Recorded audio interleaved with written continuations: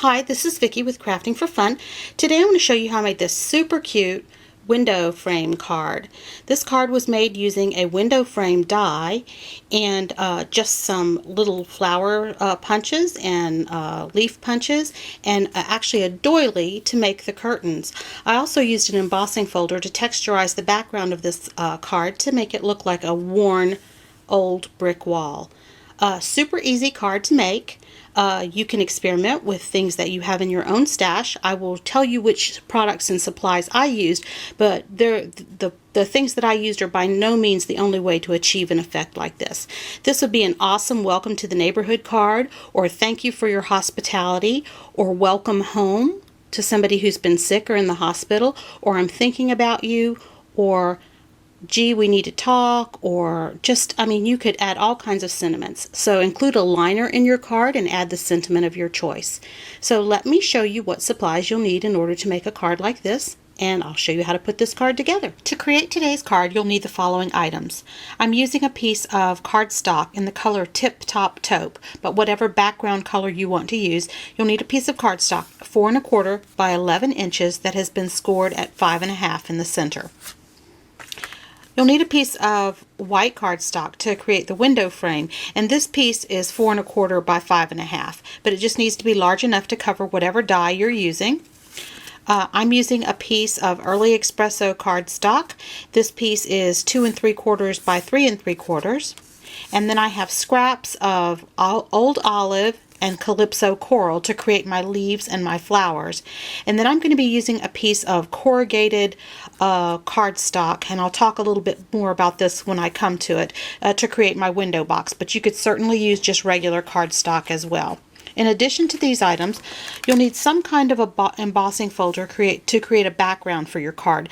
I have two versions of brick walls. I have the Tim Holtz Alterations brick wall embossing folder, and then I have a Doris one that's called Brick Pattern, that's just more standard regular bricks. This one looks more like an old weathered brick wall.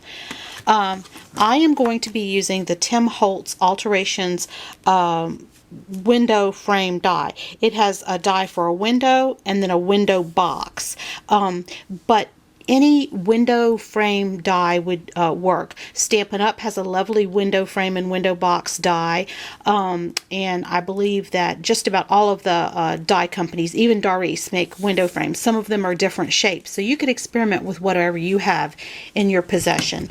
I'm going to be using 2 punches. I'm going to use the boho blossom punch to create my flowers, and I'm actually be using the smallest shape on this, but whatever flower shape punch you have that small would work. And then to create my leaves, I'm using this little punch by EK Success. But if you don't have this punch and you have the Stampin' Up! Bird punch, you could use the branch with the leaves from that, or any small leaf die would work. So just experiment with whatever you have in your possession. In addition to that, I'm going to be using some soft suede ink and a sponge just to sponge my background a bit, and I'm going to use some tape, some glue dots, and then I'm going to use a little bit of score tape, and I'm going to need my Big Shot machine, my cutting, some type of a cutting tool, and some type of a scoring tool. So let me get set up and I'll show you how we're going to make this card. I have my Big Shot machine set up here, and I have my multi-purpose platform laying on top of my Big Shot machine open to tab 1. I'm going to use the Tim Holtz embossing folder, and I went ahead and folded my cardstock in half, and I want to insert my card front into my embossing folder. So I'm just going to open it up and insert it in almost all the way to the fold there. I just don't want it butted up against that fold. And then close it up, and I'm going to need to sandwich that between 2 clear acrylic plates. So I have a bottom plate, my paper inside of my embossing folder, and then my top cutting plate, or clear acrylic pad, I'm sorry. And I'm going to roll that through and emboss that. Now I will tell you that I do find that the Tim Holtz embossing folder does not quite give as deep of an emboss as that Doris folder that I have, but I really like the weathered look of the brick pattern, and I don't know whether you can see that. You'll be able to see that a little better when I actually sponge it in a moment. So now I'm going to remove my multi-purpose platform. I'm going to leave my bottom clear pad there, and I'm going to cut my pieces for my window. So my bottom pad is down, and I have my die, which is just a regular Big's die. I'm going to lay that down, and I'm going to grab that piece of white paper that I had. Oops. And I'm just going to lay it on top of my die, and I'm going to put my top pad on, and I'm going to run it through. Now, right now I'm actually trying to cut the window frame. I'm going to cut the window box separately because I want it in a different color. So what I have here is my window pieces, and I'm just going to take those extra little parts out. Don't need that. And actually I'm going to get rid of all of those things. So what I'm going to keep here is this little frame, and this is my window. So I'm going to set that aside, and I'm going to talk a little bit about the window box. Now, I'm just going to show you. On the bottom of this die, the die is like this. The window is here, and the window box is at the bottom.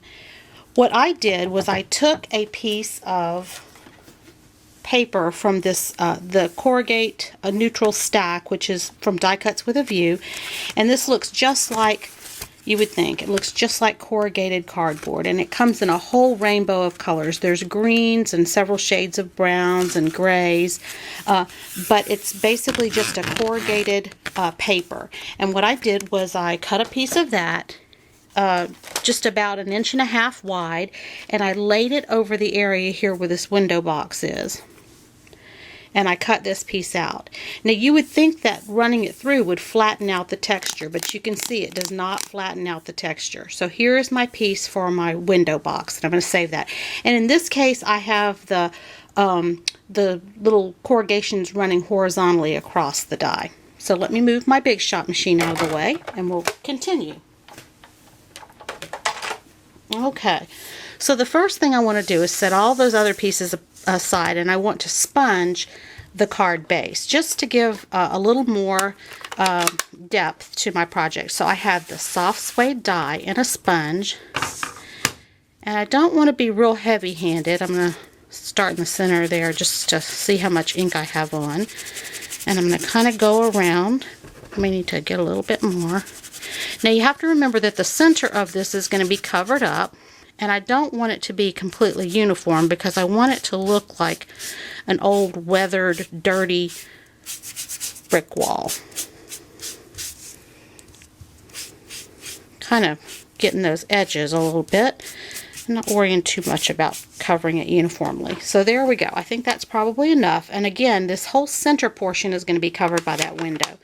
So now I'm going to put my ink pad away, fold my card base in half, and this is what we have so far, and I'm just going to set it aside. And right now I'm going to start getting ready some of my other pieces that I'll need. So I'm going to bring my punches in, and I'm going to grab those scraps of cardstock. Now the scrap of old olive, I'm going to punch about 5 or 6 of these little branches. I may need them, may not need all of them. And this piece is only about maybe 2.5 or 3 inches long, and maybe 2.5 inches, 2 inches wide or so. So it's just not a very big scrap. Now I'm going to take this Calypso coral piece, and I want to punch some of those small flowers. So I'm going to do maybe 6 of those.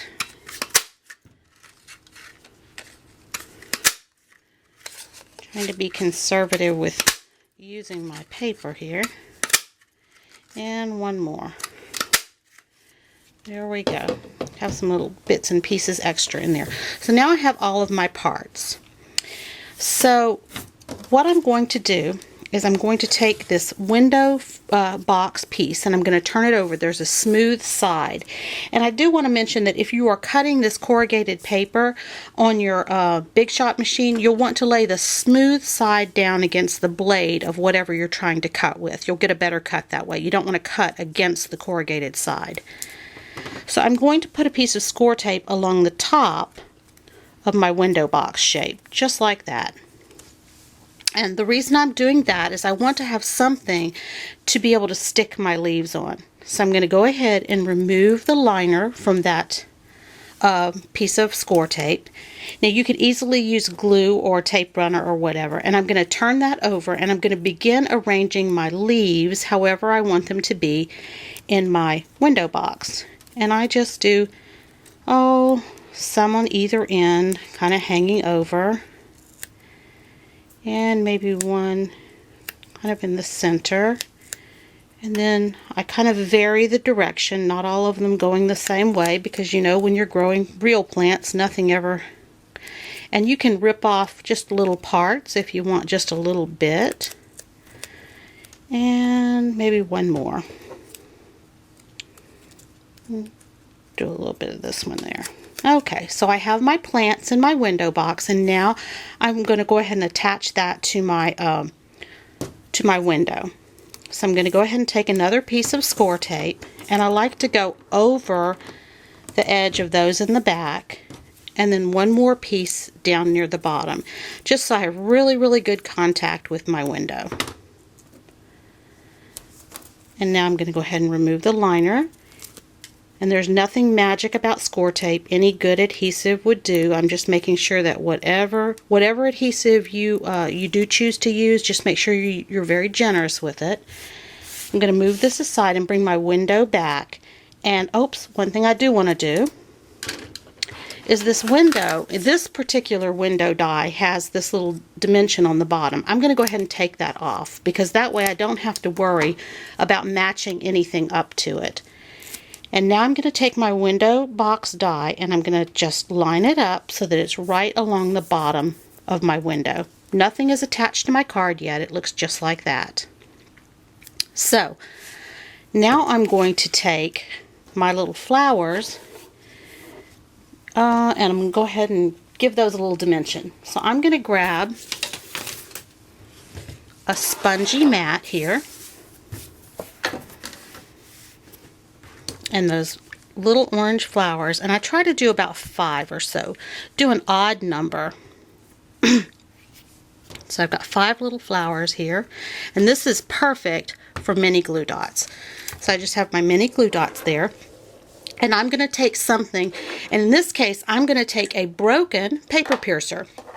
This was actually a paper piercer just like this, but I dropped it on the floor and this little point broke off. Very cheap one that I bought for a little more than $1, and I kept it after it broke because it's just perfect for squishing these little flowers into this piercing mat, into this stamping mat, to give it a little bit more dimension. So I'm just squishing it down. If you don't have one of these broken paper piercers, you could easily use something like a ballpoint pen.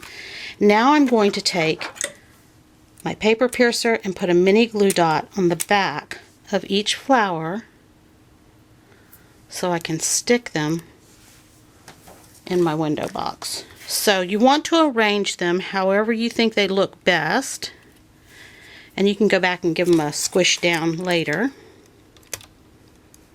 I'll show you what I mean by that.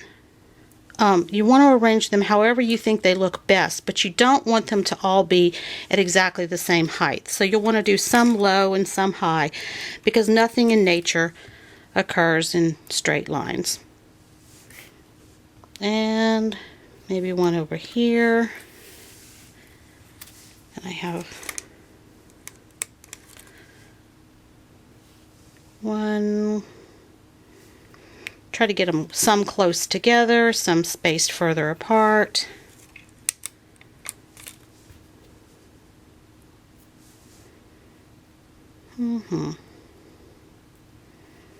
Let's see, how do I want to do this? Oops. Let me actually do it like that.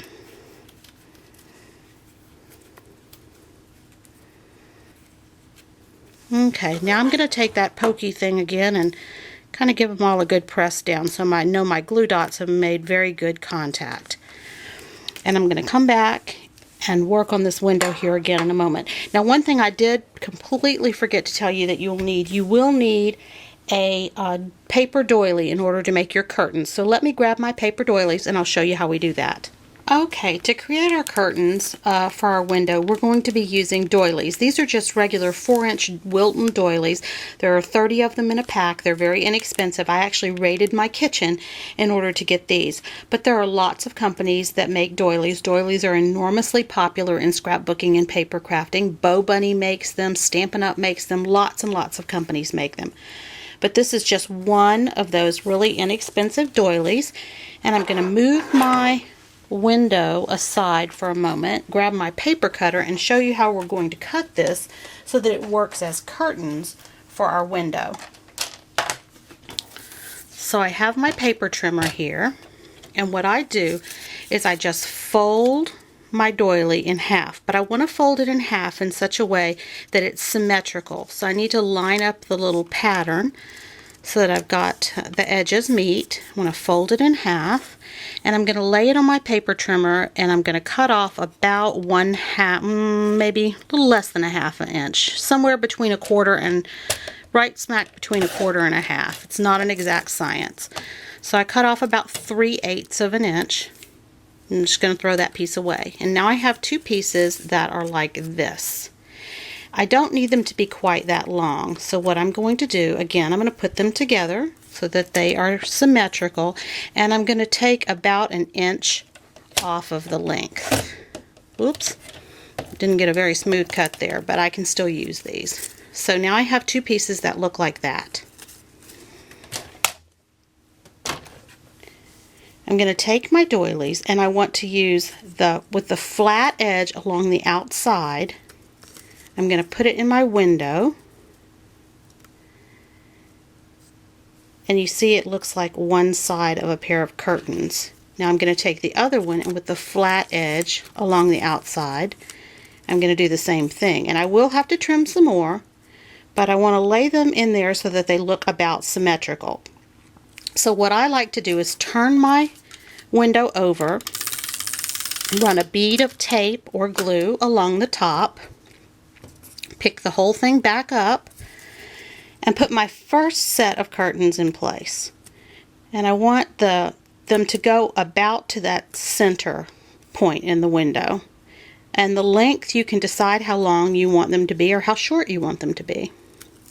Then I take the other piece and I put it on the opposite side. And now this is where you have to be a little bit more careful, and I want them to be about the same length. And they can meet exactly in the center, or there can be a little space because curtains can be drawn apart slightly too, and put them on there. And I'm happy with that. So now I'm just going to trim all this extra off. I'm going to turn it over. I'm going to grab my scissors, and I'm going to trim a little here along the edge and a little along the other edge. And like I said, there is just no exact way because I don't know exactly which die you'll be using, and I haven't figured out an exact way to just cut these so that they fit perfectly. So I just trim them to fit each time.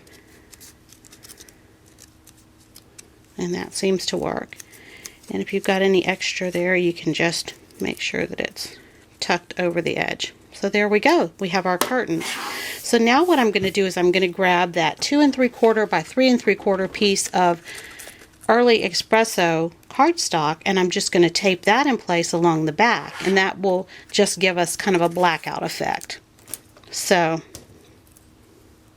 I have a little piece of paper here that isn't cooperating. Let's see if I can trim that a little bit. There we go. Okay, so I'm just going to take and run tape across the top and tape across the bottom. I'm trying not to flatten out my flowers. I'm going to grab that little piece, and it should fit just perfectly there on the back, and it doesn't even have to be perfectly straight. So there we have the illusion of a window with a window box and flowers and leaves, and we're going to add a little bling in the center of those flowers, but that'll be the last step of our project. So now I'm ready to bring my card back, and for this you could use pop dots to pop it up, or you could use just tape runner on the back. I like to use actually score tape again, and I'll just tear pieces to fit to get a really good tight bond. But for speed, I'm using tape right now. And you'll want to just center that up on the front of your card and try to get it straight. And then get a good tight bond. Now, one thing you can do that's an added extra little step, if you want to, you can put a piece of acetate behind this window before you put the curtains on to give the illusion of glass. But that looks a little glare on the camera, and so I decided not to do that in this demonstration. So now I'm going to take just some small rhinestones and add one to the center of each of my flowers. And I'll go back and give those a good press at the very end. Oops. Of course, they're not going to cooperate. There we go. Now, with the dimension in these flowers, this is a card that will, it's really nicest. It makes a better impression if it's hand delivered, but it can be mailed. The flowers will just flatten out slightly. Okay. Again, I'm going to take that broken paper piercer and use it. And I have a stray jewel there. So here we go. I have my window box card, and I just need to put a liner on the inside and add a sentiment. So I hope you enjoyed today's demonstration. If you have any questions, please email me at craftingforfun@gmail.com or check out my blog for other craft ideas. Thank you.